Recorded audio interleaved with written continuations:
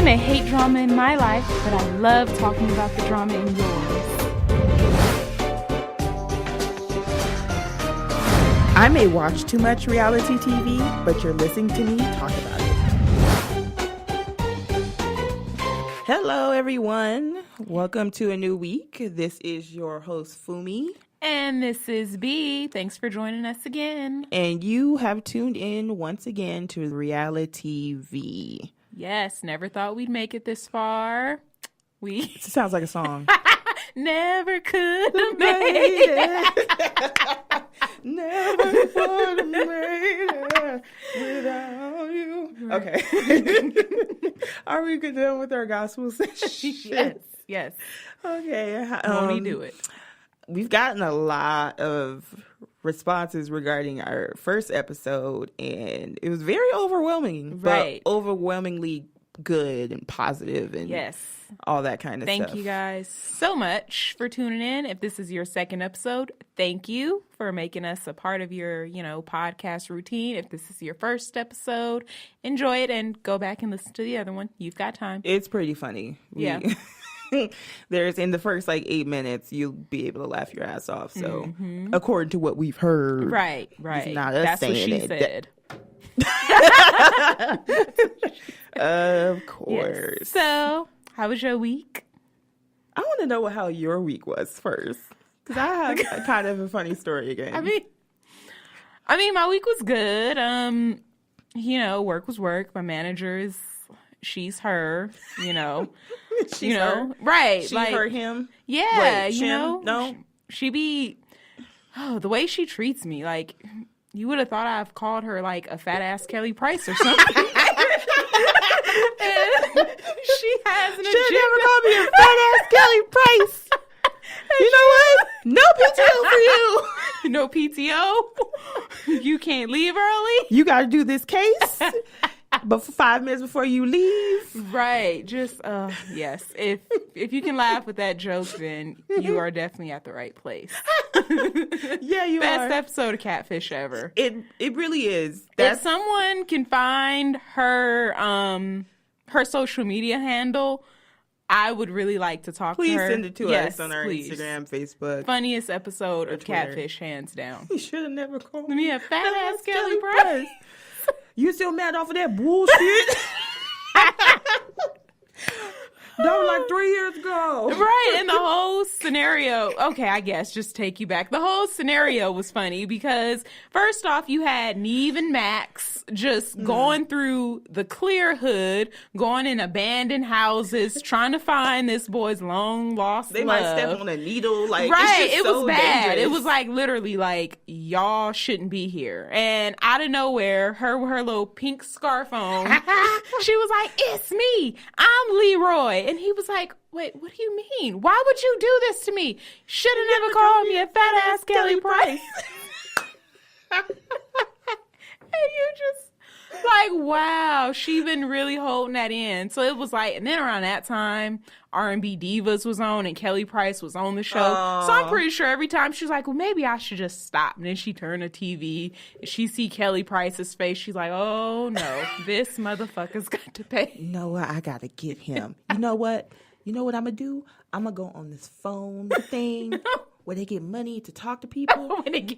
And I'm going to get him. You know what? I'm going to name myself Leroy. Yeah, it was bad. And I never thought about it. But, when you have a bae, you you talk to them and you vent to them and stuff. What if he called her a fat ass Kelly Price multiple times? Like, hey, babe, how was your day? Intensified and elongated the whole scam. Right. Like, oh. How was your day, babe? Oh, this fucking fat ass Kelly Price still ain't gave me my $20. And he, oh, really? Fuck that bitch then. But she really thinking, oh, I see what you doing. I got something for you. I'm going to make you spend a plane ticket to come see me only tonight. That'll show you. Okay. Enough of that. At least it's reality, right. reality TV based. We're going to make her our WCW tomorrow. Wherever you're at in the world, thank you for the endless comedy. Because no matter how bad my day is, if I think of, should have never called me a fat ass Kelly Price with that pink scarf and bubble jacket. I was about to call her puffer jacket. Puffer jacket. And she's like 6'2", like super tall. And then even Max like, how could you do that to your cousin? Oh, we'll be fine. And they like met up later on, and they were like, okay. Yeah, that's good. Because I was their Family cousins. First. Yeah, but that. Like, how would they feel? Like, they just in the car kicking it, and like a Kelly Price song come on, and they go look at each other like, dun dun dun, like one of those. Oh, anyway. So, anything else you want to tell us about your week? I mean, no, that was about it. It's going by pretty quick. Ready to get this drive back to Cali. Oh yes, in a few days. So. I'm ready to see my grandma. Yeah. So, I got a little story for you guys again. Where did the country accent come from? But let's hear it. You know, I got a little bit of everything in me. Right. So, you know, earlier, my fluffy self went to 7-Eleven because... I have questions, but we gonna let you tell the story. Because 7-Eleven is nothing but like, what do you do at 7-Eleven? You get Slurpee, you get chips, you get juice, soda. I mean, my question is, how your stories ends up with you at the store? At least it's a different store this time. And it didn't have anything to do with people working there. So I go in and just getting like going up, down. I'm like, what do I get this time? Knowing that I should not be in there whatsoever. That's not. And so I went ahead, paid for my stuff. And, you know, when you go, somebody's coming in and someone's going out. Yeah. You usually let the person go out first. Right. Because they're already on their way out or whatever. So I see this lady walking up to come inside, and I'm walking to go outside. So I stopped to see what she was going to do. Do you know that this lady opened the door, right? So I'm like, okay, maybe she's going to let me out. Because no matter if it's a man or a woman, I open the door. Right. And, you know, yeah, it's just same here. Respect. And she opens the door, and I'm starting to like, okay, she's letting me. Oh, no, she's not. Not only did she start to walk in, she doesn't even walk in and then hold the door open. She just walks in, looks, you know, doesn't even look at me like I'm invisible. I'm like, you see my fluffy ass sitting here. And didn't look at me and just kept walking. I'm like, what? And I said out loud, this was not in my head. Well, thank you for opening the door for me. Like, thanks a lot. Like, what the fuck? Right. Just so rude. She looked like she was angry. She wanted to go in there and get like, what's it called? A swisher to roll up because she had a long morning. Because this was like 11 something in the morning. You know what? You can't. I'm going to tell you right now, it had nothing to do with you. It's 2 days before Thanksgiving. Ebita probably didn't put the balance on her card. And for those that don't know what Ebita is, it's the good old EBT card. We're classy, so, you know, we like to say it in full. Ebita. We try, you know, it's kind of like Target for Target. She's trying to figure out, like, okay, how am I about to get the money to cook? Her man is tripping. And there was a man in the car. And he heard me say, oh, thank you for opening the door. It kind of looked at me. And then I went back in because I forgot something that I paid for. So when I came back out, I sat in the car. And then I'm like, this bitch. She walks out and gets in this car. I said, and she was Hispanic and he was black. I said, oh, she's got a lot to be mad at. Girl, I ain't got nothing to do with you. But that's neither here nor there. So it wasn't as intense as last week's, but I'm just like, you know, I'm gonna need y'all to just be like, thank God I woke up this morning. Just find a little positivity, just a tad bit of joy. Thank you for the balance on my EBT, so I can go get these snacks from 7-Eleven. You know, it's all great. No, not her. No. Somebody called her a fat ass Kelly Price. She was mad for the rest of the day. Thinking of ways to get that motherfucker. Oh, yeah. Let me go get some snack real quick before I feel like figure out what I'm going to do. Okay, we cannot. Anyway, I guess we were done with our little laugh session. Yes. And so what do you say? What would you rate this week on a scale of 1 to 10, with 10 being it was really great? to 1, it was boring as hell. What would you rate this week in reality TV? I would give it overall. I would probably give it a 5.75. You sound like $1 million listings. And then they're like, we're going to list a house try to negotiate. 5.75. Right, try to get me down to a 5.4. Okay, I would give it like a 6. I don't know if it's, I'm not going to say my lack of interest in reality TV, because I guess for me to be doing a podcast on reality TV and have no interest. A lot to say about it. Right. But it's just, I don't know. I'm just not that entertained. So I don't know if it's it or if it's me. But even if it is me, I can still watch it and give very valid opinions. So I think it's a mixture of both. Maybe. Because you are one to check up on Are You the One very fast. I mean, you know, you got to know what Clinton's doing. Priorities. So it's just a mixture between you and the reality. I from 1 to 10, I would probably have to give it like a 5. Okay. All right. So we're in the same boat. Yeah. It's been kind of like some things are like, okay, really interesting. And then some were just like, what the hell am I watching? What's going on? But now it's like, oh, now I have this podcast. I have to watch some of this. But what do you think we should start off with? B? Let's just start off with what we are not going to be talking about this week, and that is good old classic Love and Hip Hop New York. I refuse to talk about them until they use some of that money or their platform to get a better weave and or wig. 90% of the women on that show have been on the show for more than 3 seasons. There are plenty of talented stylists and people selling bundles. Excluding Remy Ma. Yes, excluding Remy. For them to just be on TV looking a hot-ass mess. It's very, very unacceptable. And you expect me to hurt my eyes to watch your badass wig, like, just flap around with its no baby hairs and, like, it's just horrible. And, you know, Judy's edges, like, how dare you come on TV like that?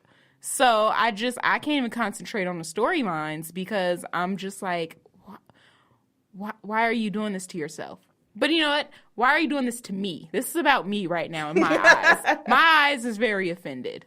So that's where I'm at with Love and Hip Hop. If I could say anything to you women, excluding Remy, get it together with the wigs and the weaves. Like, call up RVM Salon. Hello. And yes, free plug. Call them up. They fly out. They're do open. anything. Yes. Call them up. This is not an ad, by the way. We did not get paid for this. We just really think they're awesome. Call up Tommy No Pickles, Mr. Kurt Cobain, somebody in that shop, and get your fucking hair done. Right. Not on my watch. Not on my watch. But anyway, moving on. Yes. To people with better hair. Somewhat. Yeah.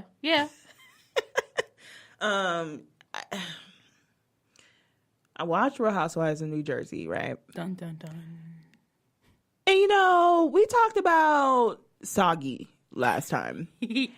And she's like a super soggy piece of bread. Or like a tres de leche cake. Just nasty. I'm sorry. I mean, those of you that like it, I don't like it. I have a texture thing. I don't like stuff like that. It's just not my preference. Not at all. And the things that she gets upset for are what 12-year-olds get upset for. Yes. Now, they went to a retreat, which was orchestrated by Siggy. And she invited all the girls because she didn't want to leave anybody out. So she actually called Margaret and said, hey, I'm doing a retreat. You want to come? She's like, yeah, Margaret is chill. She's right, super she better like than me, because I'm like, bitch, why you on my line? Get off my line with this crying shit. I will not retreat with you. I would treat myself. I will not retreat with you. Right. No, but she's real cool. Like, she's very... She doesn't really harbor a whole bunch of stuff. Yeah. She likes to talk to people, trying to get, clear the air, get it understanding. That's what she did. It's what she does. No shade. She does wear ponytails. Pigtails. Yeah. Let's get it specifically. Pigtails. And so they went, and she's doing this grand speech, Soggy. And she's talking about how, which I was confused. Mm-hmm. One minute she's saying you shouldn't care what people say about you. You should not harbor any feelings towards somebody else.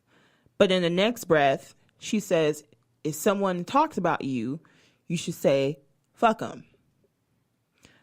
I thought you just said you shouldn't care about what anybody else says. Yeah. Like, for me, you want to call me something by my name? I'm going to put my sunglasses on, throw my hair, and say, good day. Yeah.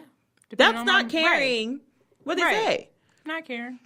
Depending on how I feel. Might say something back, but more than likely probably won't. Be like Dr. Heavy, your mama. Yeah, your mama.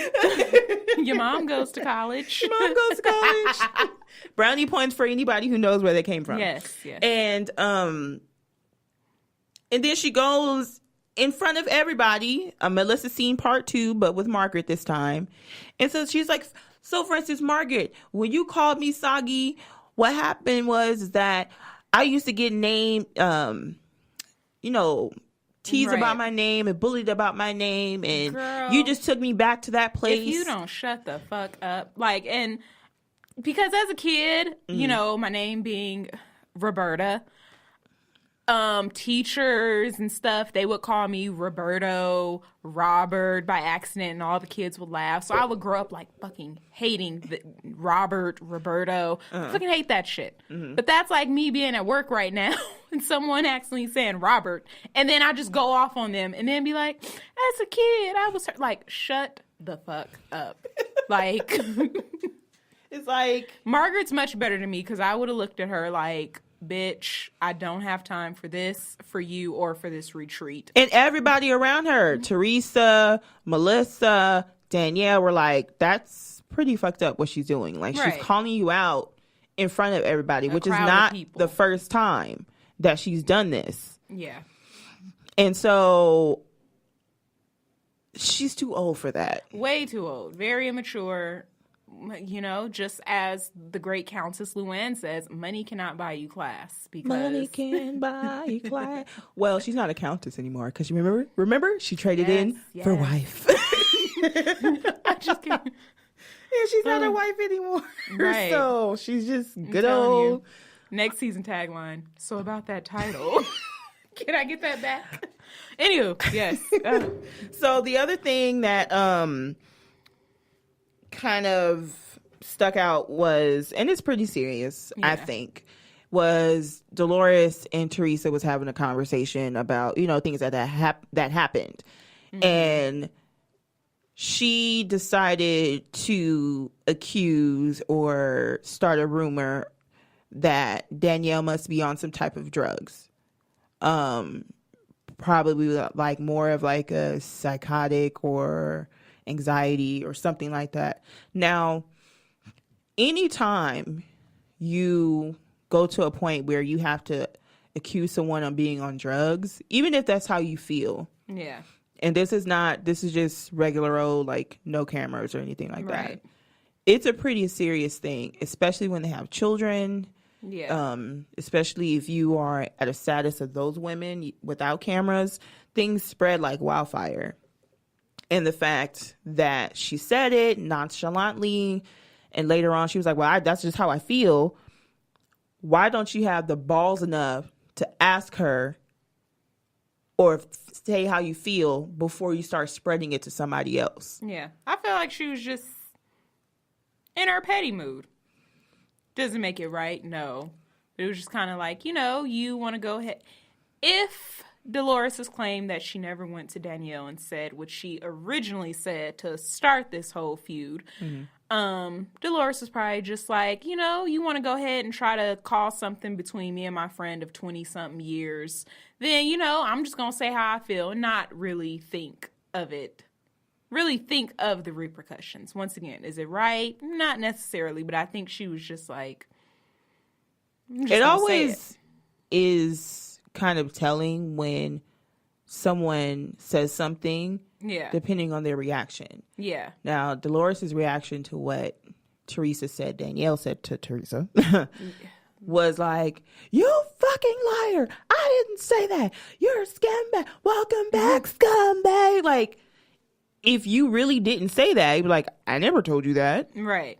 When did I tell you that? I don't really speak to you like that for me to say that. Right. And it's always when the more volume that they have in their rebuttal, the more likely that they did say it and they just forgot. Yeah. I kind of have to... Or claim they forgot. Right. I'm hoping Dolores didn't say that, because I do like Dolores. I'm not too fond of her this season. I hope that she didn't say it, but, if it did come out that she said it, I would kind of hope she would just maybe own up to it, even if she did not say it in the exact words or way that Danielle said it. But yeah.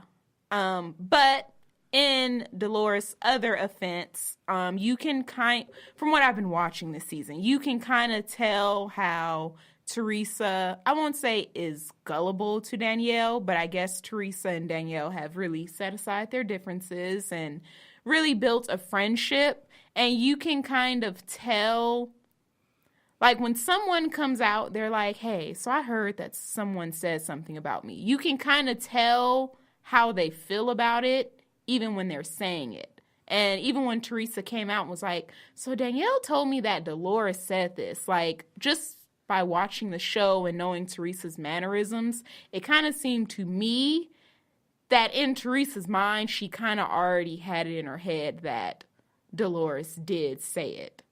And even when she brought it up to her, it was kind of like well, I mean, I'll hear your story, and I'm not going to say that I believe Danielle over you, but it kind of looked There's like something that happened in their relationship, even if it's over 20 years, to where she cannot automatically say, I know for a fact that she didn't say it. If someone came up to me and said, B said something about me, I can automatically say, you're lying, you're messy, good day. I don't even know you. We don't even do brunch. Don't even do brunch with you.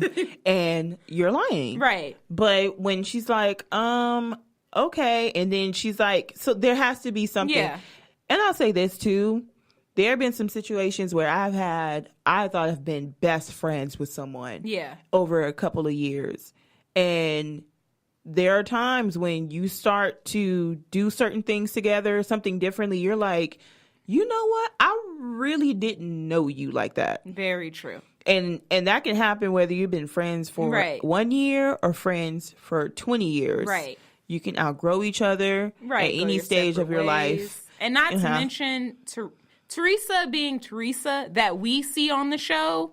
Teresa is very much as she defines friendship and loyalty as sticking by my side, having my back no matter what. Don't go against what I say.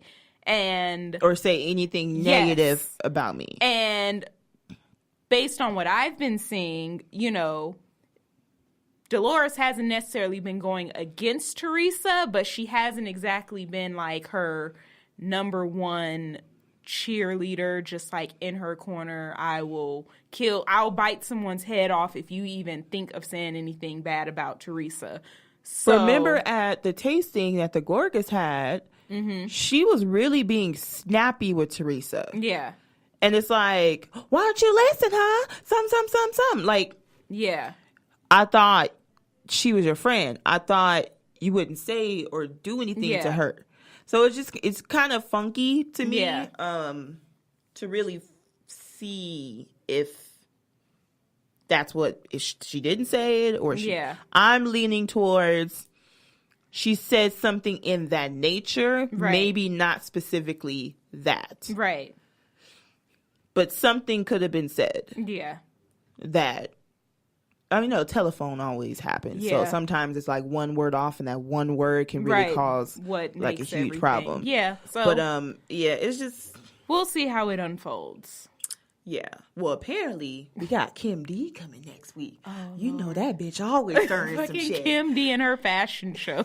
We got to go to a posh fashion show. I kind of do, and I kind of want to go to Envy. Yeah. So yeah. Yeah. Next time we go to Franklin Lakes or wherever they say, and we're gonna go. Right. We need to go to a Kim D fashion. Kim D, if by some way you hear this, or a friend of Kim D, or a person who knows Kim D, right, send us tickets, please. Maybe a plane ticket too. Yes, and a hotel at the New Jersey Regency. Wait, do they have a Regency? They better. Okay. Hi, Luann. Right. So moving on, we're gonna go to the next show. Dun, dun, dun.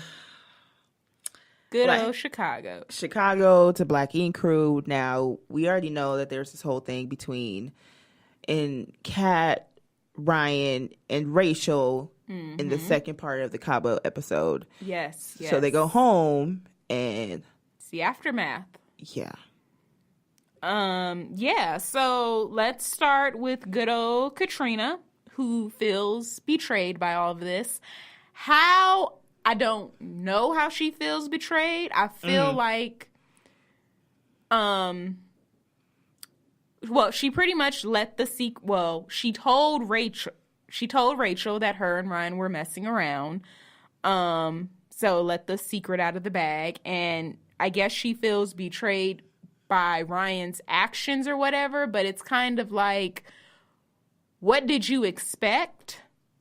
You know, you should have known that, like, once you let that secret out of the bag to his girlfriend, you should have already been like, okay, well, there's no coming back from this friendship. It's pretty much done. So I think some women forget that you can be friends with a guy for a very, very long time. And once they're in a relationship and they take that relationship seriously, they're not going to be like, oh, well, she's my friend for 15 years. Right. I'm going to defend her and not go towards my girlfriend. Right, especially when Rachel is already the mother of his kids and they've known each other since high school. So not only is she high school sweethearts originally. Right, so she takes precedence over you in every single way. And then you weren't even working at Black Ink anymore. No. You know, so it's like, why? I felt like, I'm going to be honest, I feel like deep down, she expected, how do I say this? I low-key think she was a little hurt because whatever her and Ryan was doing, you know, before filming and everything started back, or before he got back with Rachel, I think she was really expecting something to come of that. And I'm not saying she was wrong for that because, you know, if they were talking and everything, her feelings got involved. She's not wrong for that. But I just felt like her and Rachel, they weren't friends. You are already back living in LA. So it's not even as if you were back in the shop on a daily basis. It's not like you and Rachel were co-workers where it's like, okay, I feel some type of way because, you know, this and this happened, and I have to tell her. In Kat's defense, she keeps saying, like, well, Ryan texts me and tell me this. There's a good old button called blocked. All you needed to do was maybe let it be known one good time. Stop texting me with this. Stop calling me with this. It's not appropriate, and leave it at that. I feel like her guilt and her hurt is stemming from something a little deeper than just, I lost my friend. But here's the thing, though. She knew that Ryan was still trying or in the process of getting back together with Rachel. She wasn't stupid. So that, yeah. So because kind of my point. Yeah. You knew that this was going on. Right. I feel like she said, well, I told him to stop saying things just for the sake of saying that she said it. Right. Because then that doesn't make her look like the bad guy. Well, some people are always going to think that she's, you know, the side piece or whatever. But it's like, okay, well, I told him, but you didn't take the steps to make sure that it's known that it wouldn't happen again. And then you sitting here like, well, I feel bad, or I feel, if you really truly was like, I don't want nothing to do with you, stop texting me with this, you would have been in Cabo just drinking a Mai Tai. You wouldn't have not felt away. Because you would have deaded the situation. Yeah, because you would have been like, ago. I ain't do nothing wrong. I ain't got no hand in this. If somehow Rachel comes across his phone and find our conversations, I ain't got nothing to hide. Right. But because there's proof that I said, stop texting me, and that was the end of it. Exactly. But it's one thing to say, well, stop texting me, you shouldn't say this, and every time he's like, hey, yo, what's up? What's up, big head? You respond like, oh, you shouldn't be talking to me. And but then you the still have conversation going for like an hour. Exactly. I like Kat. Yeah. I feel like if this was my friend, I would be saying the same stuff. Yeah. You know, that doesn't make me like, oh, I don't like Kat or anything like that. I think she's cool. I think she's a pretty woman. I think she's a good businesswoman. I think she's very looking, but it's something about the teeth. You know, I'm trying to be all woman empowerment right now. I don't think I'm not even gonna say. You know what? Businesswoman oriented, all that good stuff. And I don't think she's ugly. I don't. I think that, and I guess this is like it's a bigger picture of Kat, but I feel like Kat is very basic. But I feel like because she has the extra white skin, you don't fully know what she is. It's like, ooh, what you mixed with. Her texture of hair seems pretty good. In the eyes of a lot of people, it's like, well, she's automatically like upper echelon. It's like, but is she though? Like, I don't know. Wow. Sorry. I know I'm not the only one. I've read comments before. Okay. But, you know, like I said, she's not ugly. You know, she can definitely. Well, that's what I mean by pretty. I'm not saying that she's gorgeous. Yeah. I mean, she's pretty. She has a pretty. I think she has a pretty cool style and all that kind of stuff. Yeah, she's cute. So there's different levels to this. Yeah. Now, if I said she's gorgeous, then something wrong with me. But no, she's she's a cute girl. She's got a good business going for her. But I feel like there's so much that women hold on to when they shouldn't, and the things that they should hold on to, they don't. Yeah. It's backwards. Yeah. A lot of us do that. I've done it in the past myself. And so I just feel like she didn't let this go when she needed to. Yes. And she really had her emotions tied into this. Yeah. Now, making decisions when you are emotional is the most dumbest thing you can do. Exactly. And that's why you have to really be like, okay, you know what? If I'm not thinking about the situation with my emotions, if I'm telling my friend that I have no dog in this fight, like what to do, what would I tell my friend? If I would tell my friend, block him, then that's what you need to do. Yeah. And let me tell you, that block feature, baby, it is, ooh, block. Do you want to block this person? Hell yes. Blocked.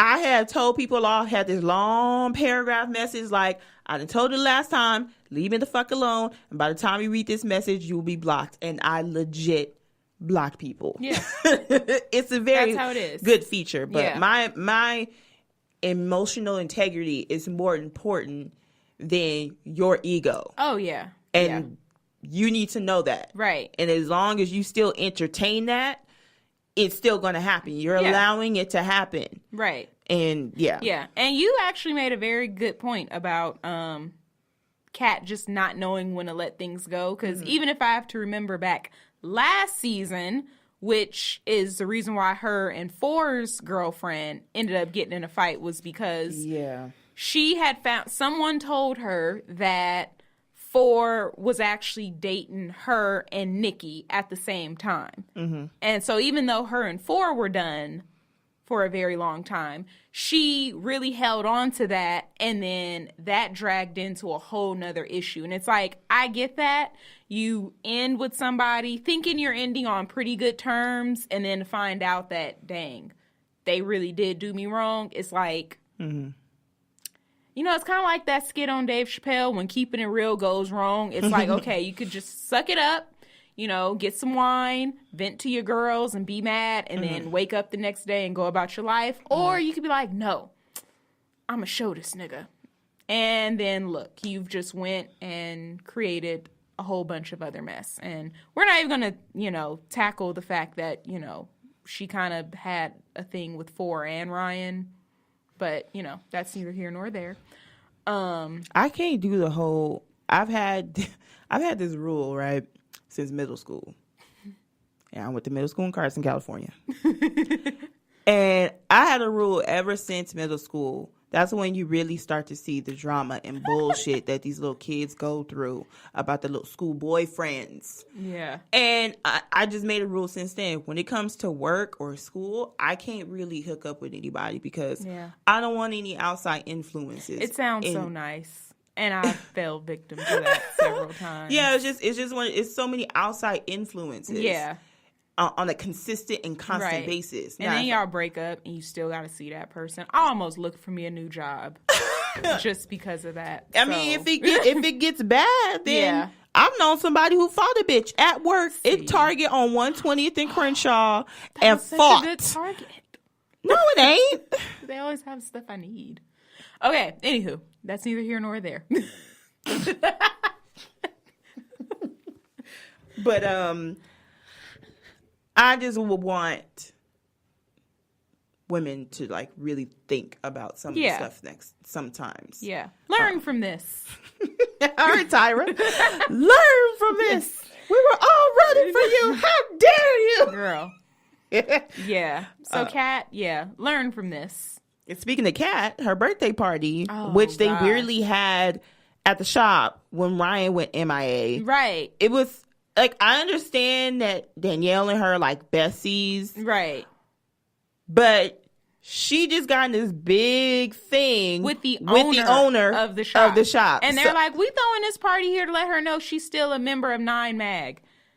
She is not a member of 9MAG. She does not work there anymore. She doesn't even go here. She doesn't even fucking go here anymore. Like, she packed up, like, it just... Frustrates you? Yeah. And then it's like, okay, I know some of this is for TV to make it more juicy. Like, ooh, she's in Ryan's shop. But still, it's like, y'all could have went to any other club, lounge, whatever, and threw that girl a party. But the fact that you even went in black ink and did that, not to mention, like, a few days before you threw the party, Rachel had her cousin come up there ready to fight her. Where is she at? I'm so glad. Maybe I'm bougie for this. I'm so glad no one's ever like tried to come up and like fight me. I don't know. Right, like, you want to fight? I don't do such things. Right, my lawyer. I'm gonna be like Jennifer Williams up in this bitch. No, I'm gonna sue her ass. That's why I got some bomb ass lawyers. Right. No, and did not let up. Yeah, but yeah. So, yeah, they had her birthday party there to make her feel better or whatever, which was really stupid because then you look and Four's girlfriend, Nikki, was there, who she was just trying to fight on vacation because she's still like mad 3 about. episodes prior. Yeah. Meaning it's maybe a month or two in between. Right. In real time. Yeah. Why would I go to anything that involves her and her party, and y'all got into it in Cabo. Yes. Like, what are you doing here? This is for couples. You're not a couple. Why are you here? Right. You're a +1 of a +1. So why are you at Kat's birthday party? Right. Just so you can watch 4? That's probably what it is. That insecurity shit. No.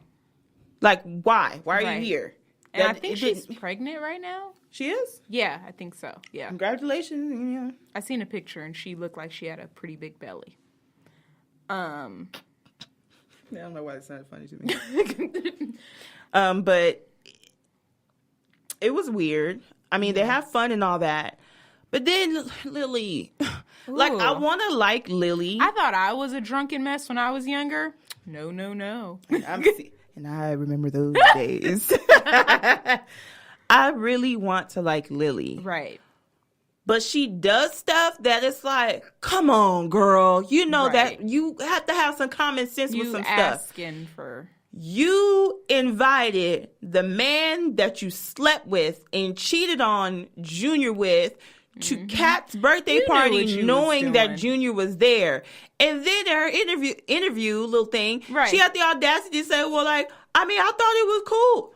Right. But when they initially asked, when she was like, yeah, so I'm inviting such and such, the producers had asked, like, aren't you still messing with Junior? And she kind of laughed about it. You know what you doing. You ain't fooling me. You wanted to get Junior in his feelings. You wanted to make him jealous. And I mean, do you get all the eggplant you want? I'm not tripping about that, but you can't bring him in the same building and not expect something's not going to happen. Right. And then his ass got disrespectful, thinking, you know, Junior wasn't the one. You know, anybody Junior, that will bold... and I really do like Junior. Yeah, anybody that will boldly just be ready to fight Van, you have to know that they are about that life.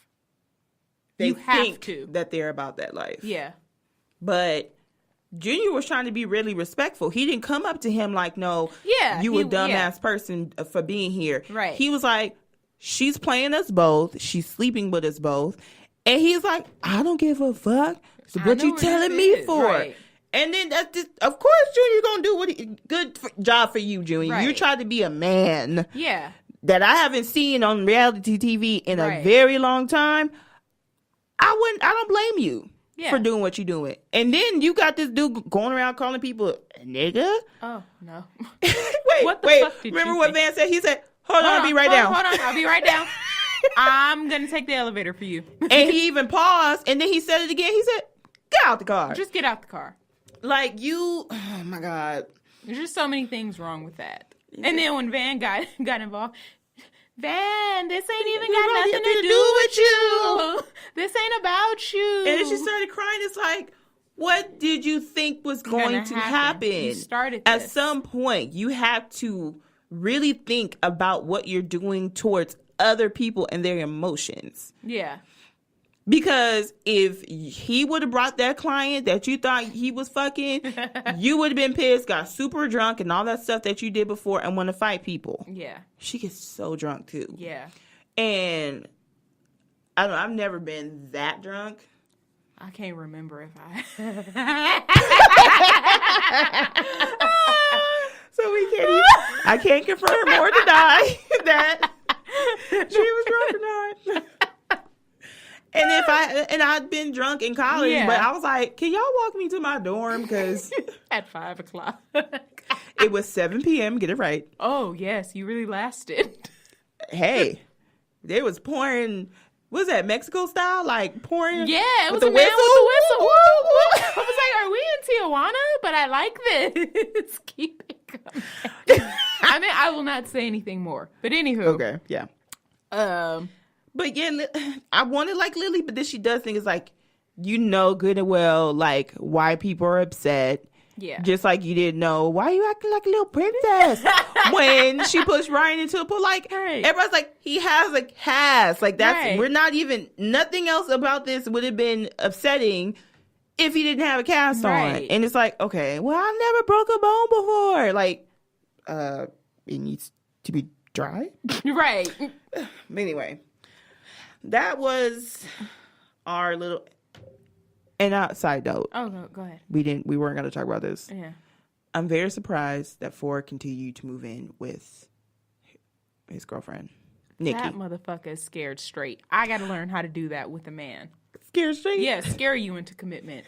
Everything I want. Like, if you throw a towel at me because I'm ruining the moment, I don't expect for you to continue to give me this key. Right. So I don't know what Nikki doing, but go ahead, girl. I have a few ideas. I'm gonna call her. Like, what do you do exact?ly? Is there a class? Right. Or notes that I should write down? Right. See how Man Eater 101. I need to take that. Scare tactics. Right. Because you try to treat these motherfuckers good, and then you end up like us. They just do you wrong. Gonna be waiting to exhale up in this bitch. Like, oh no, I'm burning all your clothes. And he'll still call you a few days later. Can we talk about this? Like, what the? You know what? You know what? Never mind. Go moving ahead. on. No. I can't. You're right. Not you know this exactly what I'm episode. talking about. We're going to move on. Okay. So Tamar and Vince. It's 2 episodes in. I was very uncomfortable watching this last episode because they're arguing in interviews. They're arguing while they're just like on vacation. They're arguing in the house and all that kind of stuff. The first offense that she had in my book, not necessarily what she said, but what she got mad at in response to what she said. She's still, I wouldn't say she's complaining about the surgery specifically. We understand why she does not feel strongly about the skin surgery that Vince wants to have. However, she keeps throwing out how he wants to be skinny. Yeah. Now, I have a problem with this because you're supposed to love your husband no matter what, right? In sickness and in health, right? In rich and poor, right?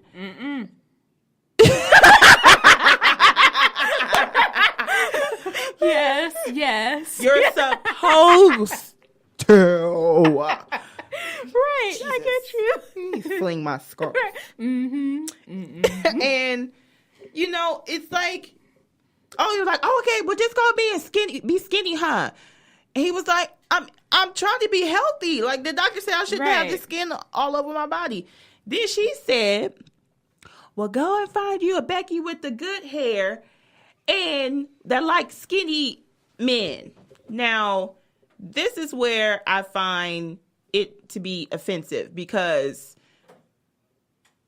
you said this and all of a sudden you get mad when he says in return, damn, what did he say? I forgot already. He was like, well, maybe I will, or oh yeah, sounds good to me. Yes, that's what he said. Yes.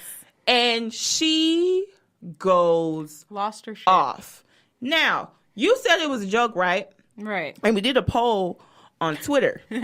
And most of you guys that were on Twitter and voted said, you know, it was a joke.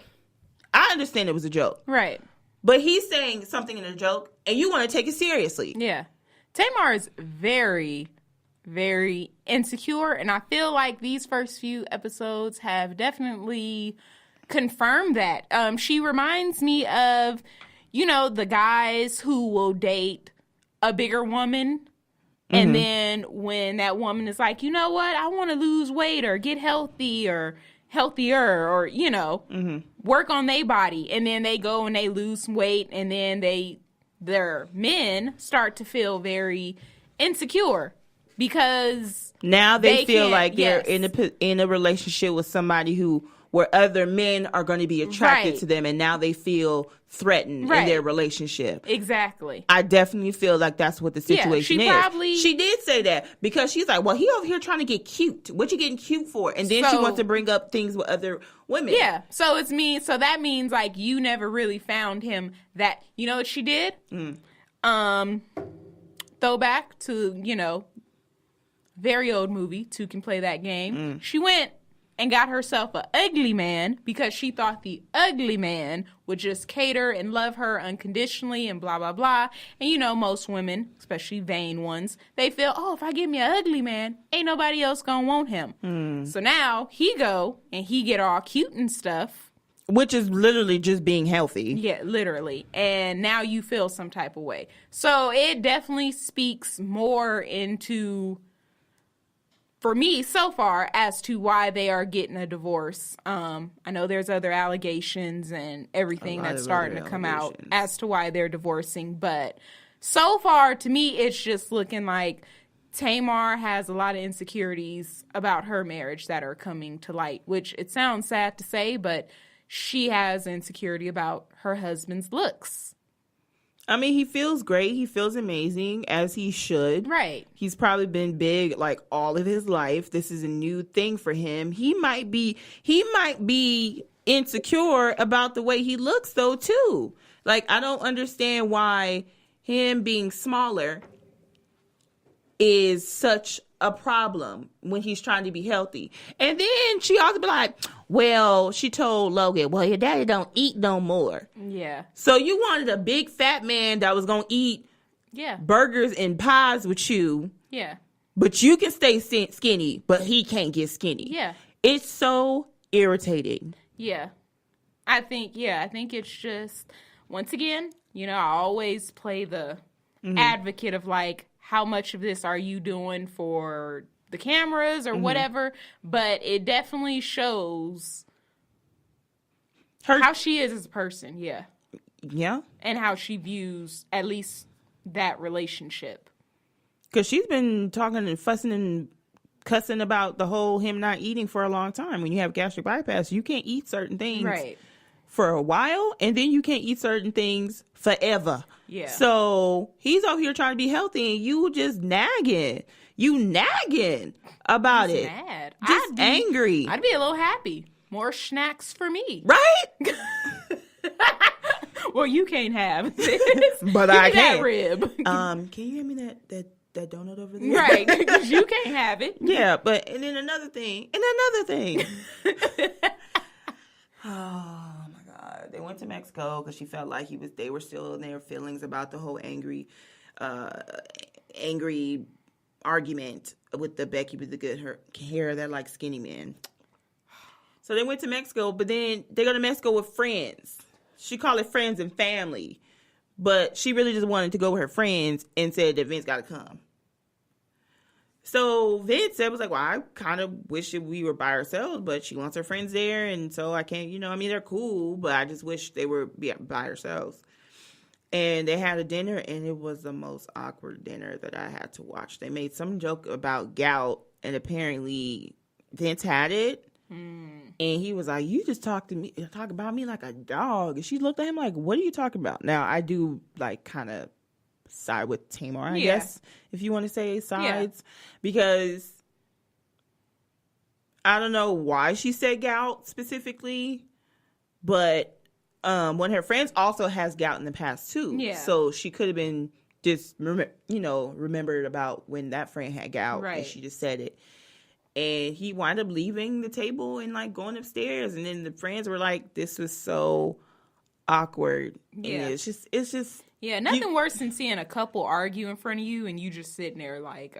And that's not the first time. Yeah, it's happened plenty of times on their show. It's like you could just every episode is like one other piece of the puzzle that is a disaster leading to a divorce, and. I never would want anybody to get a divorce, but I'm going to warn everybody that's listening, be careful who you get married to. Be very careful, Not that you have to marry someone for the right reason. Right, not because you want a wedding. And not because you want the eggplant or the box for the rest of your life. That don't work either. I mean, eggplant for the rest of your life would be nice. But that's neither here nor there. You don't have to marry them to get eggplant for the rest of your life. Stop looking at me like that. You want eggplant for the rest of your life, too. But that's neither here. But... as I was saying... as she was getting deep. That's what she said? That's what she said. Right. Be careful who you marry. Yeah. Be careful who you have a long relationship with, because it can really, really, really change things. And I don't know.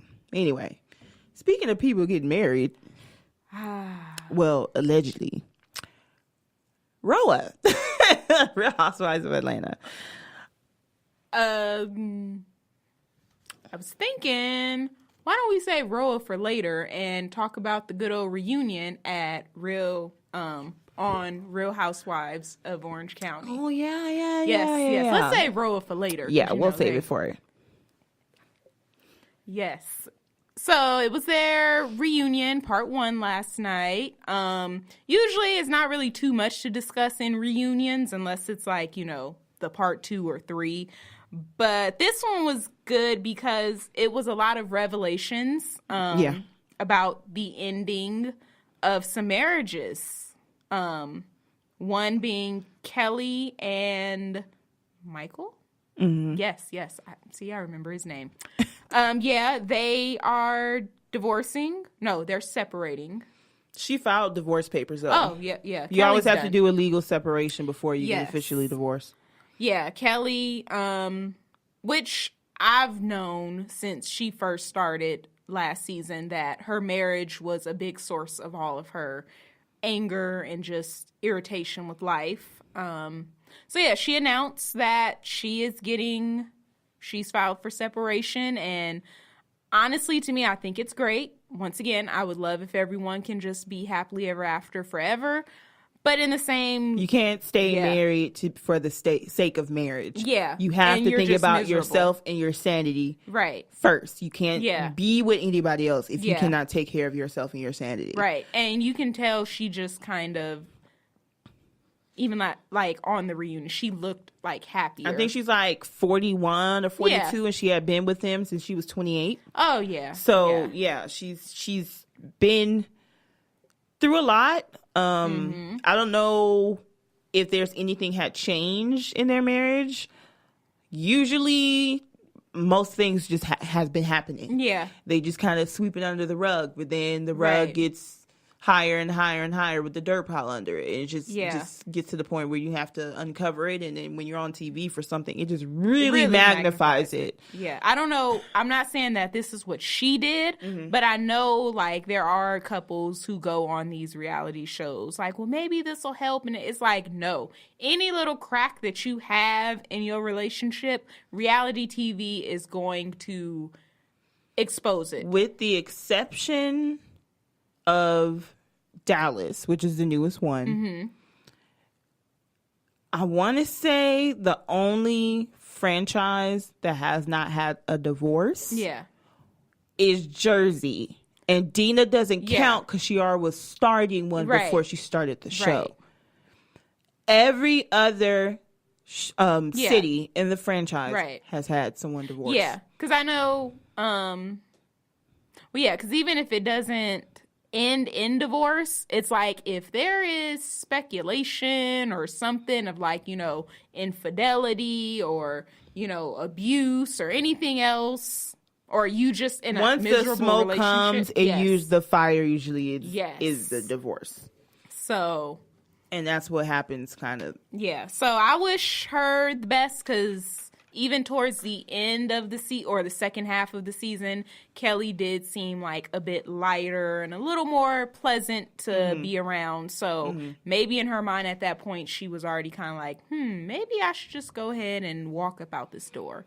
And she seemed happier on the reunion. So I wish her and her family the best of luck, whatever And works. You know what? I feel really sad because she had to sell her house in Corona Del Mar. Beautiful house. For those of you that don't know, I might have some real estate people listening to this episode. For they know, Corona Del Mar in Orange County is one of the most expensive cities. Yeah. I want to say it's mid Orange County. Yeah. So, and it's right by the beach, and I mean, she still lives in Corona Del Mar. That's what she said. But it's just, look it up and Google it. Very nice. So, if you can live in there, then... You got money. Yeah. But Orange County also has one of the highest rates of divorce county-wise in the country at 70%. So, money ain't everything. It's not. It's the time that you spend with people, and her issue is that Michael didn't do anything. What is that time? Yeah. So the time is an issue, and that's kind of what Shannon's thing too was. She felt like, David.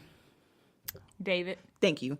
David spent less time with her, did more time with working out. It just kind of got to the point where they just kind of parted ways. He was on his own thing.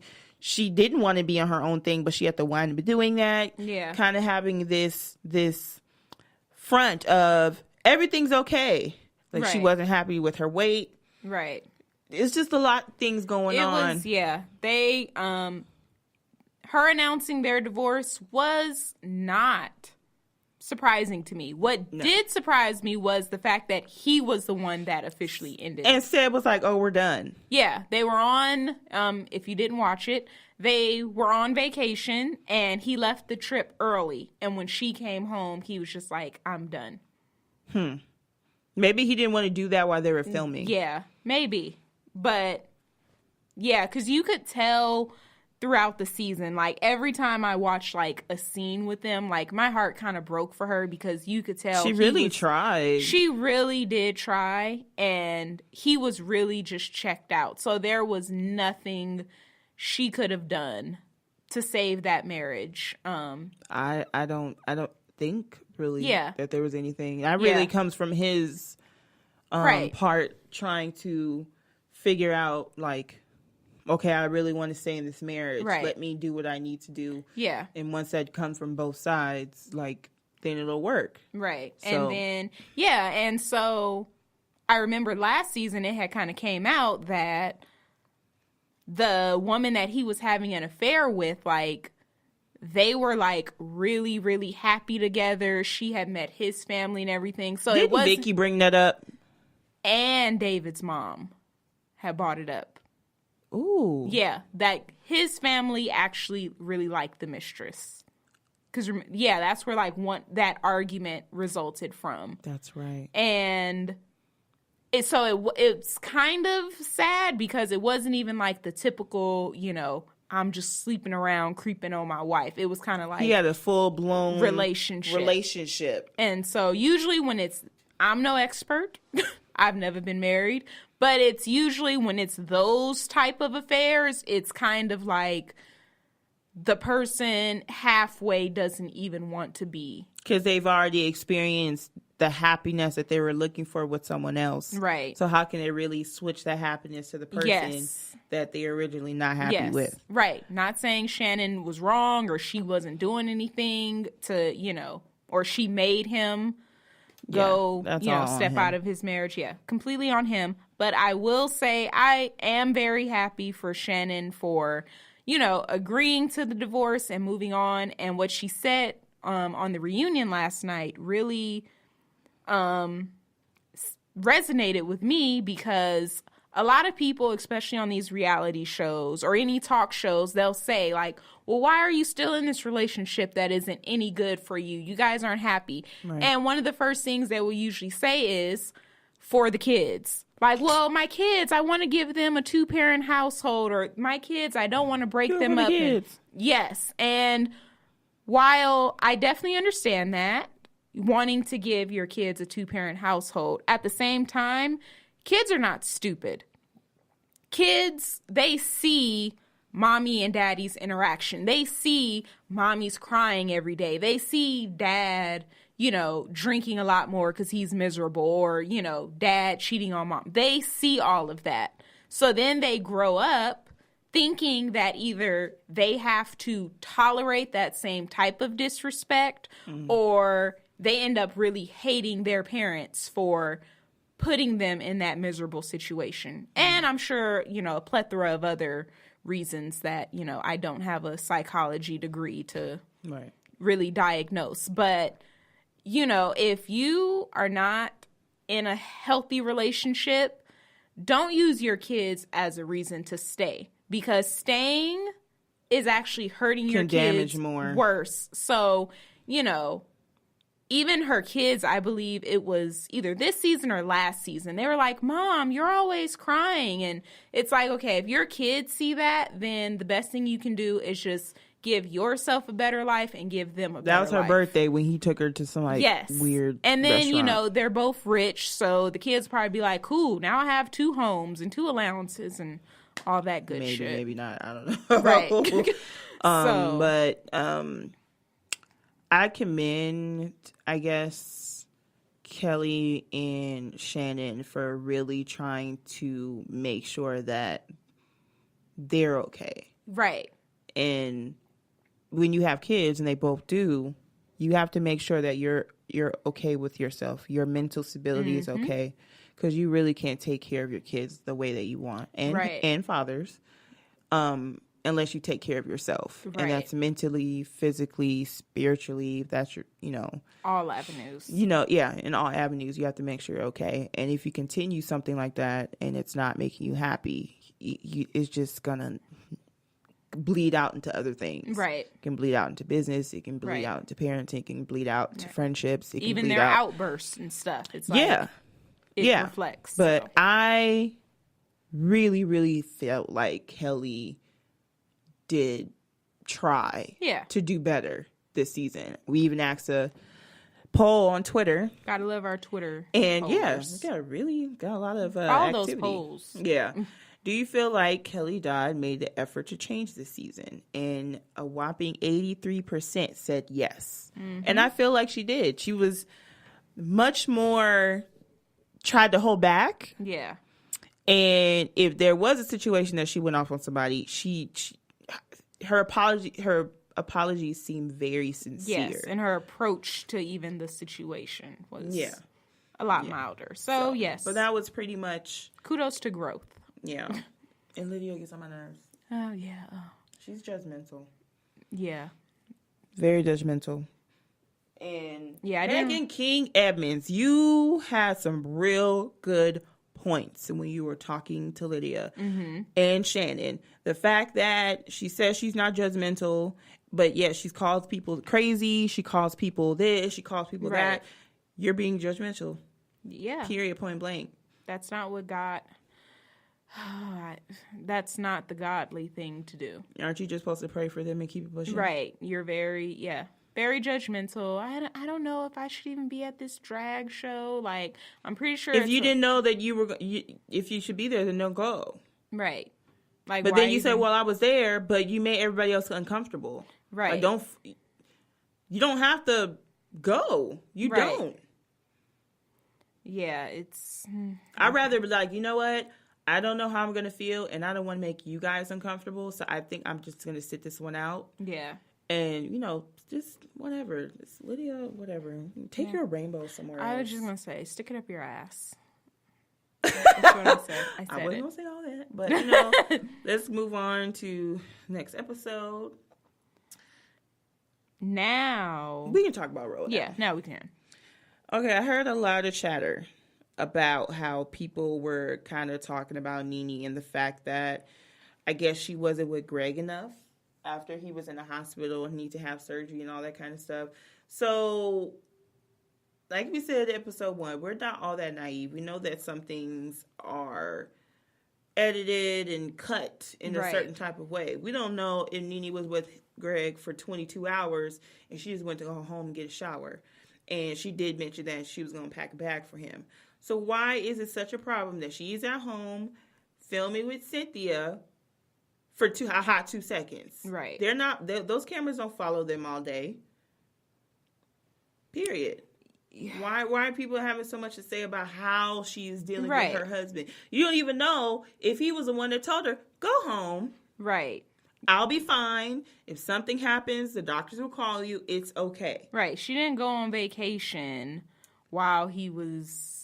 Oh, yeah. You remember who did that? Yes. And it was such a problem? Yes. Good old Gretchen. Right. It was such a problem that she went out and her I don't think they were married. Her fiance at the time was... God rest his soul. Was much, much older. Had cancer or was in the hospital or something like that. And same thing. I think she said that he was like, okay, he wanted her to go have fun because she was with him all the time.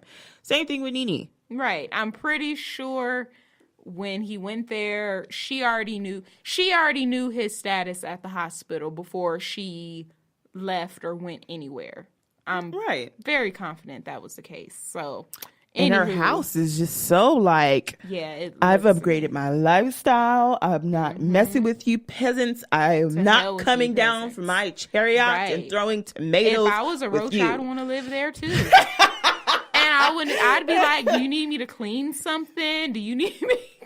I would do something to get that room down here. Right. I just want this room. She probably has maid quarters and I'm sure a chef's kitchen and all that kind of stuff. Oh, yeah. Sweet. Yeah. I've been to a lot of open houses. Sorry. Yeah. And I felt like that was a little bit like, come on, guys. Like, y'all just want to talk just to talk. But. What did old Ditz say now? Portia. Ditz. That's her new nickname. What is it? Ditz. Ditz tits? No. What did you say? You were going to say that. I knew it. It sounded like you said Dit's tits. That, you know what? She did have a boob job. That's her name. I said Dits. Dits. I like Dit's tits a little that's bit what better. I said. We're Portia, your new name is Dit's tits. First of all, you kind of told on yourself. You said you couldn't afford right the $10,000 plane ticket, or you didn't want to pay that. I'll say that. Give you benefit of the doubt. But then the very next episode, you are being filled with your financial advisor and business manager or something like that, and you want to invest in a beauty salon. Like, what? If your main concern was being in first class, you could have called homeboy up and said, "Can I afford this $10,000 ticket?" He would have told you yes. Mm-hmm. And you could have went to the wedding. She just didn't want to go. She didn't want to go. Point blank, period. You told on yourself. And I don't like the way you be talking to your sister. Right. The one that does everything for you. She legit is the backbone. Right. Those type of siblings and just relatives and friends, and like you just have people you can just talk to any type of way. Those are really like the best people to have in your life. Mm-hmm. Because, I mean, I know even like me and my siblings, you look at me wrong. I'll talk to you in 3 years. Oh, see. Okay, I don't know if it's like, what'd you say? Right. What? Good day. Good day. You don't matter, peasant. Get out thine face. You will not come down from your chariot. But yeah. I don't like it. And to bring up money, like, are you investing your money in the company? But she legit is the person to make sure everything runs smoothly. Yeah. She's important to that situation. Yeah. And that's just your sister. Yeah. Like, I just have a problem with that. Now, I know they had little spats here and there before, but every time they've gotten into it, it's about Portia's money being involved, and she has say so. But you can't say, well, because I have money, you have no say so into the situation. Like, she's like, are you going to be at the shop or whatever? Right. She's like, well, I'm going to have pay people to do that. She's like, okay, well, you have, right. It's like she just... It's frustrating. Yeah, she's kind of like, well, I'm going to do this. And then her sister is the one with the actual brain. That's like, there's things that you have to do. Permits and all that kind of stuff. She understood, like, there's permits that's involved. You don't want to stress out about it. I'm glad her sister is smart, because I'm like, somebody needs to have a brain in that family. I mean, just because she's not financially putting it to the system, in the system, in the businesses, she should be allowed some kind of input, because she's the one that's doing the work. Right. And that's what Yana says, do the work. Do the work. Which and you ain't doing no work. Because you're not that smart to do it. Tits. Right. Oh shit. But yeah, I didn't like that. It made me very uncomfortable. And she was like, well, I'm just gonna leave, and me and my daughter gonna be on the street. And then it's just weird. Like, oh, well, we're not gonna do that then. We're not gonna do business then. You do your... I'm like, but you need her though. You do, because you stupid as fuck. It's just... She is. God bless that business. I can see the sign now. Open 365 days a week. Because, you know, days a week. She said it was 265 days in a year. Yeah. Like, she said there was an actual train in the Underground Railroad. Yeah. They just hopped on. And she said that your body needs insulation. Yeah. Yeah. A couple things. You are the face of your businesses, literally. Yeah. I didn't like the way she was talking to her sister. Yeah. And the other alleged wife, I don't feel like talking about her today. Yeah. She makes my brain itch. Yeah. We're not doing that. Yeah. Moving on to, I guess you can call it a spinoff. Yeah. Because Candy's in it. Yes. Finally actually caught up with. Yes. Escape. Still kicking it? Still kicking it. It's only 4 episodes, so I guess it's more of like a docu-series type of thing. And you know, Mona Scott is getting them checks left and right, she honey. is. She the manager. She She the be executive quick. producer. I'm pretty sure the only reason why they're on Bravo is because Candy's on Bravo, and they might be like an exclusivity thing clause in the contract or whatever. Yeah. But I have to say the show really made me like look at Candy like kind of really like, this is how you are. If I got coins, right? Yeah. And somebody did something to me 15, 16, 17, 18 years ago. And you've clearly come out as highly favored. Yeah. Like you up there. Right. And you felt like somebody did something to you, but at the end of it, you were the one on top. Why are you still mad about stuff that happened to you way back when? Because if it didn't happen to you, you wouldn't have had all these coins in your bank account. Yeah. Am I right? Who knows if they would have stayed together? If she would have started writing, if she would have wrote No Scrubs and all the stuff she did for Destiny's Child and NSYNC and doing the song with E40. Like, how do we know that all those things would have happened? They wouldn't have. Things happen for a reason. Right. It's like, yeah, you hurt me. You did things that I didn't feel like were right. She apologized. Her sister apologized too for the mess with that she said about Jermaine Dupri. And it seems sincere. It seems sincere, but it was so extreme. Like, you have to apologize publicly for me to accept it. And when that happened, you said, I didn't really feel like I was. Because thought you I was. Forced it. Had you would have allowed her to come at you in an organic way and been like, Candy, this is how I feel. I am so sorry. Blah, blah, blah. You might have actually really, truly felt it. But because she didn't come to you in the way that you wanted and you demanded that she go on air, which in a small sense, I get why. If she put all the rumors out publicly, so you want her to diffuse it publicly. I much rather the apology would have had the conversation in private and then maybe go on air and say, we had a private discussion. Right. We talked. She apologized to me, and it's done. Right. Like, that's, you totally want there to be proof that there was an apology that was done. So it's like, but back to it's been 18 years, right? Yeah. No, 20. 19, 20, yeah. Yeah. So you don't think that after all the coin collecting that you've been doing, like you Sonic the Hedgehog, you would think you would be over this kind of stuff in a sense to where it doesn't eat at you. You're crying all the time. You feel the smallest thing, you just... I think she kind of went into it feeling a certain type of way, and the other women kind of really wanted to do it. They weren't really thinking back then. Right. Like, they can. Tiny, said, Tasha, this is actually what happened with the lawyers or whatever, something happened. But she's very neutral, though, too, because she wants to do it. Right. You cannot, and then she didn't vocalize, like, I didn't tell y'all I was getting back together with y'all. I didn't say that I want to do X, Y, and Z concert and all that kind of stuff. I never told you we were getting back together. So I'm so mad because I feel like I'm the bad guy. Tiny, after watching this, I really, really, really like you. Yeah. Are you in or are you out? You didn't say that. How they gonna know if you don't say anything? Right. You just have a bad attitude. It's like, well, I didn't really want to do this, but I guess now I am doing it. And then you just got this stank attitude. Like, yeah, I just felt like she played the diva role that I felt like it wasn't the right diva. Right. Your diva be like, bitch, I am here. Right. I'm singing this high note on this song, and we're about to get these coins, and I'm going to get my other coins, and yes, I'm here.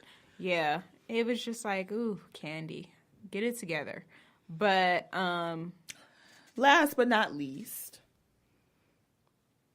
Oh, you know what? It is not last but not least. I have to bring something up. And another thing. This is off the schedule. Teen Mom reunion. Jesus, those hoes. Well, minus Chelsea. Teen Mom reunion happened last night. Was it last night? No, Monday night. And, oh my God, I have a huge problem with how Brianna is handling stuff with her daughter. Horribly. With Devon. Now, number one, I feel like her family is way too involved in some of the stuff. I feel like because they do so much work with the kids, they have so much to say. Yeah. And that's not a bad thing. There's nothing wrong with the village. But sometimes the village can't be in the input of how you and the father of your child interacts. So I'm a single mom. It ain't all PGQ with my son's father. So I'm not saying just to say this. I've lived it. Right. We don't have the best relationship. But when it comes to our son, he goes to visit his dad. I had the longest summer to myself this summer. I was by myself for 6 weeks. But at the end of the day, you know what I really appreciated and was happy about? The fact that my son came back home and said he had fun. Right. At the end of the day, that's what matters. Mm-hmm. So, one minute, Brianna's saying you don't see your child. Mm-hmm. But then the next minute, you're saying that she can't go over there. Yeah, she doesn't want him.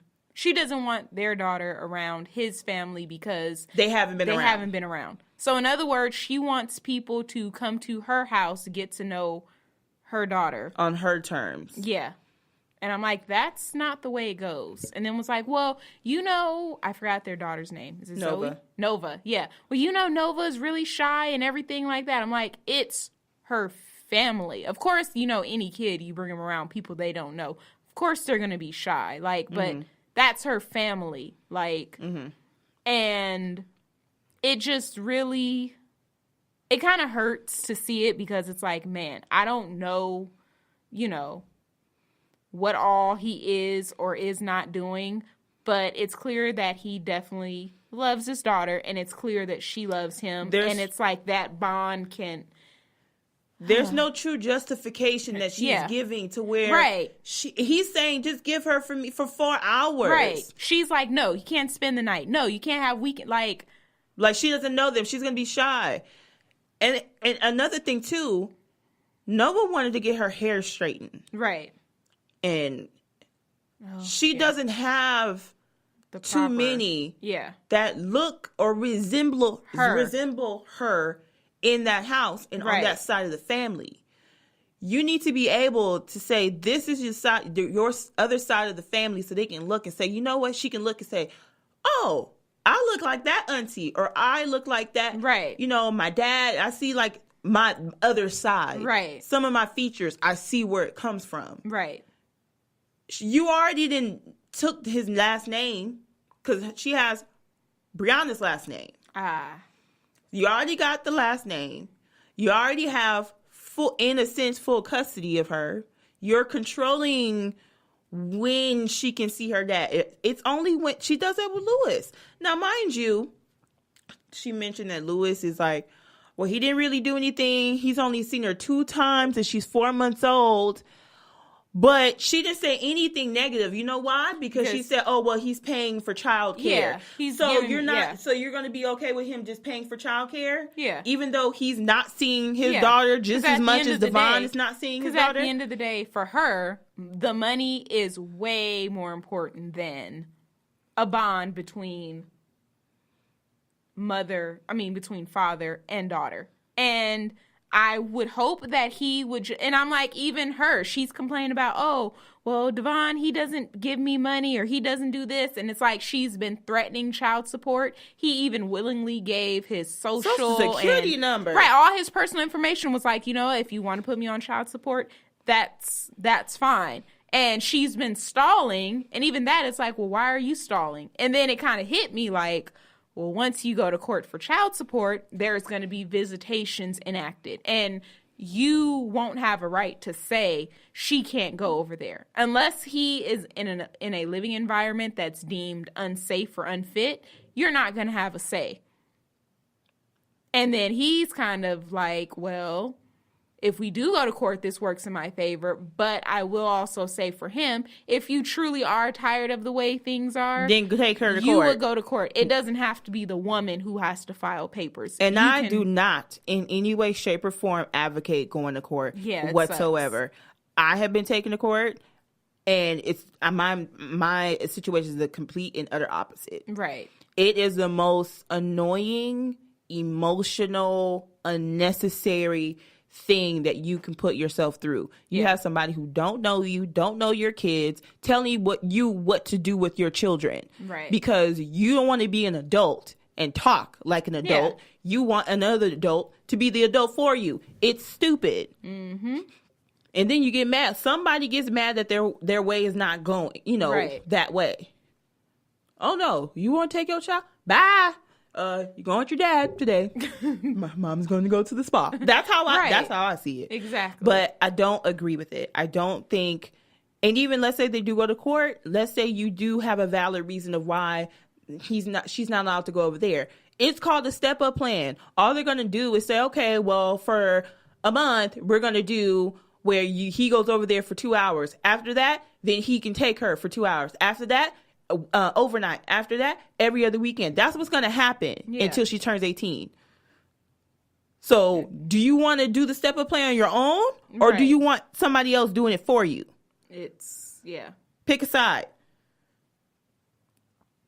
It's ridiculous. But yeah, that was extra. That wasn't actually on the it wasn't on the list, but it just needed to be addressed. That needed to be addressed. That's like, I don't advocate it. I don't advocate court. But women, stop holding your children from their fathers, and men, stop blaming the women for everything when you don't really take responsibility. That's whether it's you actually go to the visitations, or if you really, really try, that's when you go to court. Like, look, I've tried all other options. Right. It's 6? For 6 years you've been dealing with this and you haven't taken to court yet? Then it becomes your fault. Right. At that point. Right. Then it's kind of like, well, are you just kind of happy with the situation? And you're like, well, I wish it would change, but I mean, I'm not really going to do much to really require it. I've heard that before. Yeah. From somebody I know. Yeah. Like, I can't see my daughter, but then you be clubbing all the time. Yeah. So it's like, well, are you really sad, or are you just like, well, this is the way it, That's the way it is, I'll explain to her when she get older. Yeah, no, you ain't explain nothing. Right. Nothing. So don't be the reason why your child didn't see the other parent. And I know I'm not. Right. So, yeah. And on to our last show that we're going to discuss tonight. It's Married to Medicine. Now, yay! It's kind of leave it for last because I feel, like I said in the first episode, that I particularly like Married to Medicine out of all the shows that we watch because I feel like it's the most realistic to a non-reality TV life. Yeah, it's right under Are You the One? No one comes above Clinton. I'm going to punch you in the face. Really? Clinton? You want to bring him up right now? I'm just saying. No, you brought up the show. That's what's pissing me off. Like, can you just say nothing more real than Clinton? You could have said that. Are You the One? Really? Yeah, I'm just saying. Anywho, nothing about his fine self. It's really sad because it seems like every relationship, with the exception of Dr. Contessa, because she's new, it heavily doesn't really have too much going on in her marriage. Yeah. We'll get to that in a minute. But Dr. Heaven always has issues with the other women. Yes. So Dr. Heavenly met Contessa at Toya's birthday party or event. And I still don't understand it. I don't know why Dr. Beverly did all that nonsense, getting on like, oh, some. Oh, she don't want to fuck with me. Like, yeah, I'm like, were y'all drinking? Was you drunk? Because it did come out of she nowhere. hasn't had her cup this season yet. Anyway, and Toya talked to Contessa, and then Heavenly wound up coming over there, and then it was just this whole thing. I'm still confused as to what happened. Contessa was like, it was kind of awkward being around her, which is not unlikely because she got into it last season with somebody and called her a weak bitch. That. So I don't understand why she gets into it with other women so bad. Yeah. And why she's just like gets so angry. I don't know what that's from. I don't know. Maybe she's so used to having to defend herself when she was bigger. Because, you know, she was... Yes, you know, I forgot all about that. You know, her line, I'm a fluffy. Right. I'm a fluffy one. But as some people do have to really defend themselves because of the way they look. I've never really had to deal with that. Maybe elementary school, but I don't really have any time in my life where I just felt like someone really tried to make me feel some type of way about the way I looked. Right. I don't care. Like, I want to be healthy and all that kind of stuff, but when it comes to, well, you know, well, you're a fat bitch. Tell me something I don't know. Are we about to go here or why you thinking about something you can tell me? Hand me those chips over there. Like, you're not telling me something that's really gonna make me upset. Yeah. But maybe that's it. I don't know. I don't know why she's so defensive and combative and feel like she has to defend her honor and defend her name like she's Khaleesi or something. Yeah. But they got into it at Dr. Jackie's event, and she got into it with Toya, called Toya messy. And she was like, you brought her over to me. I'm like, well, they did the clip and they didn't really bring her. You kind of went over there. So it's always the funniest. Yeah, it's like when they do the clip and it's like, actually, that did not happen that way. You came and bothered me out my sleep, and it shows you getting in your car, going to their house. Yeah. Like, that's not how like, wait, what? What are you talking about?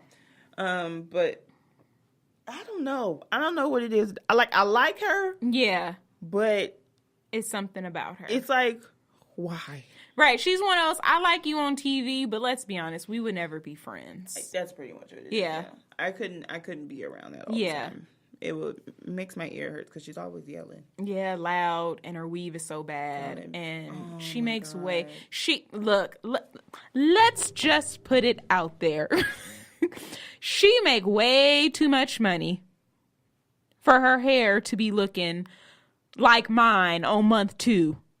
Okay?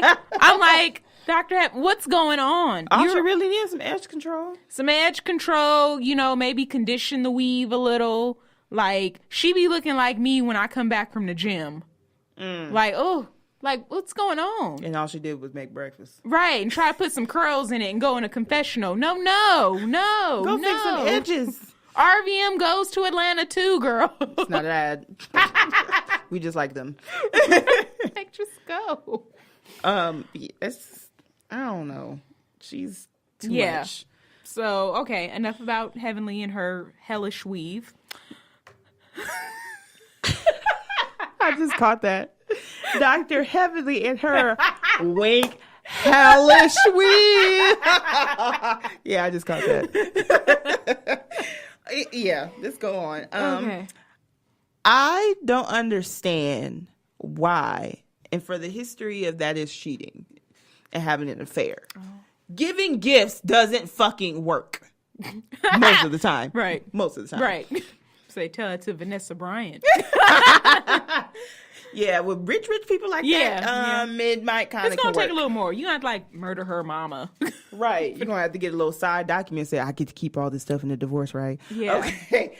But it would have been their 15-year anniversary. And he sends her a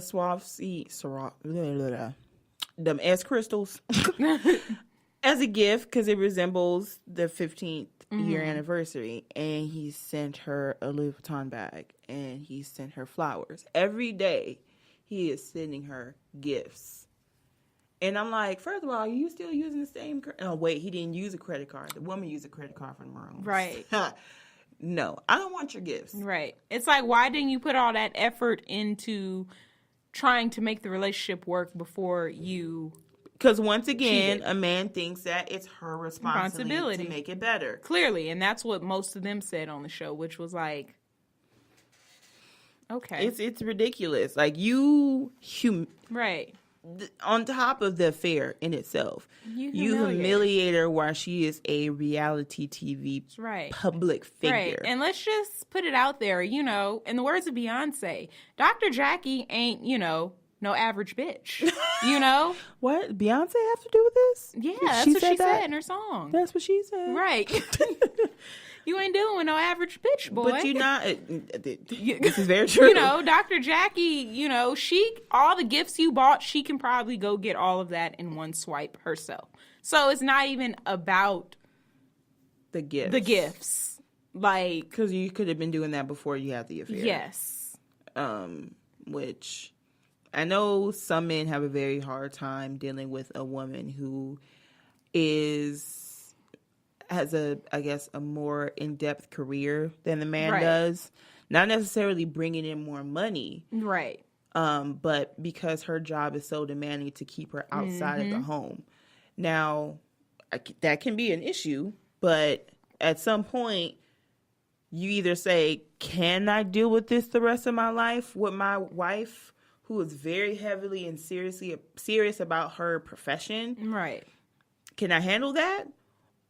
Or can I just be understanding in the fact that she does have a time-demanding career? Right.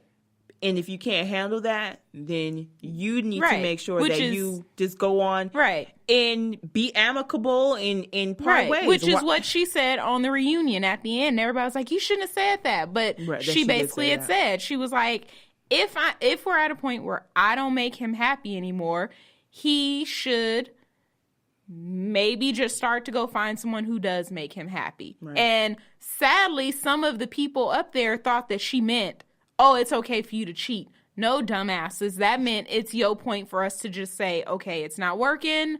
You go your way, and I'm going to go mine. Let's go our separate ways. Not you stray, and then you come back in my motherfucking house after you done slept with somebody else. Right. How disrespectful in this fucking house be? that I didn't even fucking want to be in. This is true. She could have been on. And that was a huge compromise to begin with. Like, okay, like let's do what you want. Right.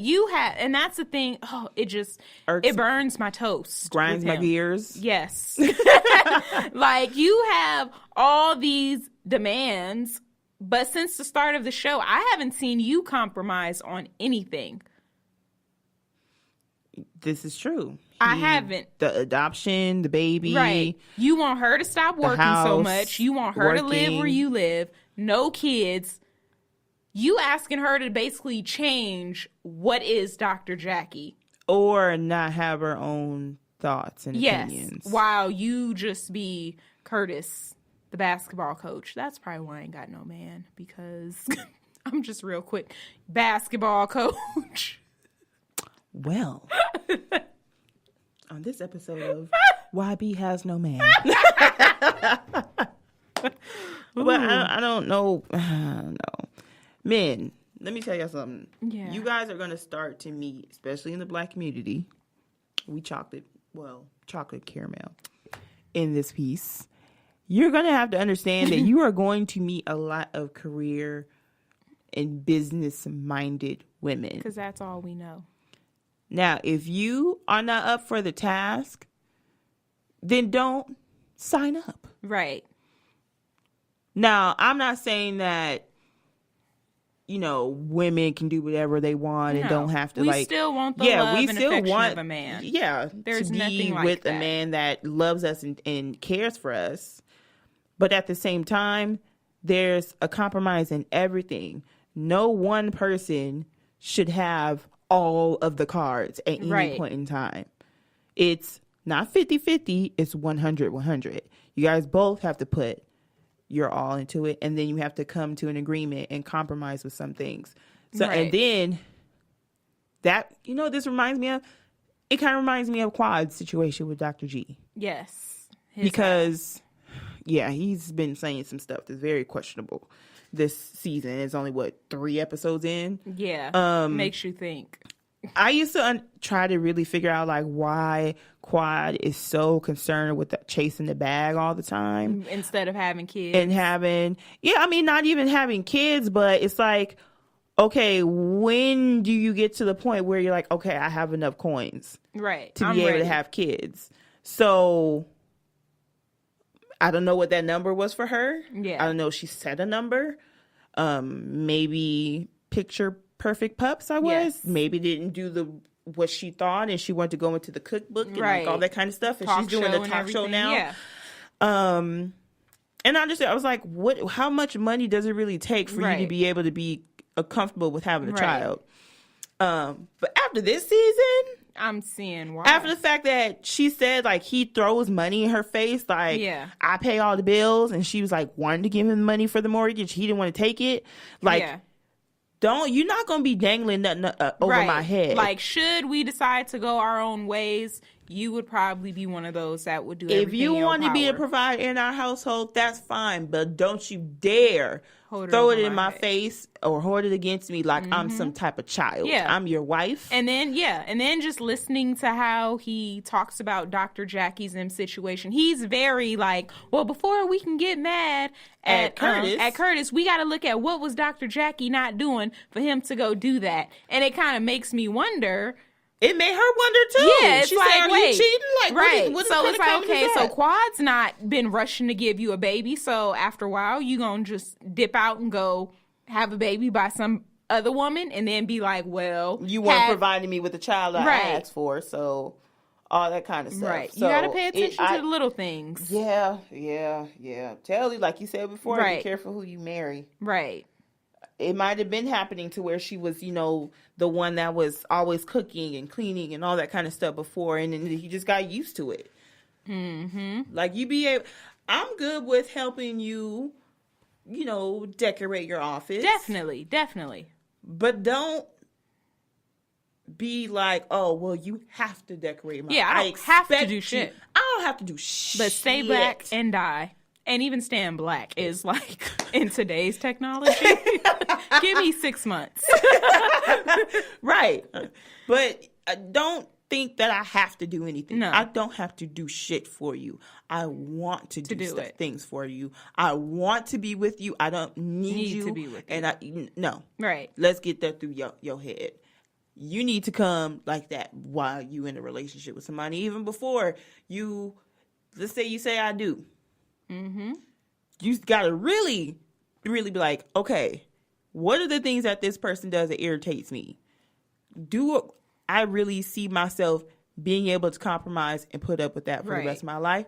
If the answer is no, they have to change, then probably should not be marrying that person. Yeah, definitely. And a lot of people think like, okay, it's a problem, but it'll get better. No, it won't. Because just looking like me, if a man marry me as I am today, unless it's a change that I want to make for myself personally, later on down the line, I'm not changing shit. If he's like, you know what, Roberta, you listen to too much Jay-Z. Well, motherfucker, you knew that before you met me, so I'm going to keep listening. And she really does, so. So, it could be like this. I know it's much more bigger than that. Yeah. So, but the point is, whatever patterns that you accept people for in a relationship, going into marriage, chances are they're not going to change it. Mm-hmm. And at that point, if that's why y'all end up divorcing, to a certain extent, you can't even blame them. It's like, well, you knew it. They didn't hide it or lie. You just mad because they won't change. Right. Period, point, and the blank. Yeah, that just, it kind of, I guess that's why therapy sessions are important. But with him, it's weird because he's a psychiatrist. So I don't think a psychiatrist really going to go like, peasant and go to a psychologist. Right. Like, I know everything there is to know. Yeah. Right. Stuff like that. But, speaking of therapists, Simone and Cecil did a FaceTime session with a therapist regarding their marriage. And what it sums up to is communication. Mm-hmm. That's what it sums up to. In the words of Candy and Escape. What I need from you is understanding. How can we communicate?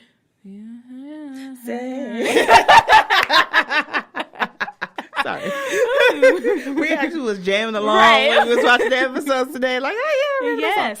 But yeah, it's no one wants to hear the other person, and no one wants to understand the other person, and no one wants to say, I'm sorry. Because they're so like, I need you to hear what I'm saying, but I need you to hear what I'm saying. And that's kind of, I'm rooting for them. They're going in the right direction. I hope that after 20 years, they're not, like, oh, we're going to end it. But then again, it is affecting the kids. The kids is texting, like, are you guys going to get a divorce and stuff like that? So, yeah. Oh, yes. Completely forgot about that. Yeah. One's in the north house, one's in the south house. And when they are in the same house, they sleep separately, apparently. Oh, my God. Yeah. Jesus. So, yeah. It's getting to the point, like, I think they got so used to being separate in the north house, south house situation that she liked having time to herself. And she liked being in peace and quiet. Right. And he might have liked, the separation too. When it came together, it was like, when I was in the other house, I didn't have you nagging me all the time. Right. I suppose when they were always together, it's like, they probably learned, they maybe forgot to tune each other out. Yeah. So, I don't know. I don't know what it's like to be, I'm no expert, but I don't know what it's like to be married for 20 years. But I feel like communication and time is usually one of the main issues that people get divorced. So.